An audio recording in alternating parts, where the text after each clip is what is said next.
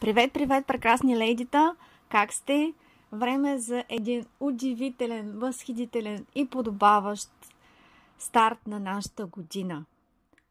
Защото по този начин ние предопределяме това, което ще се случи през останалите месеци и нека то да бъде с един аванс, с една засилка, която да ни даде преднина, мащаб, неразгръщане в останалите сфери на живота си и да освободи огромно количество енергия, защото когато вземем решение,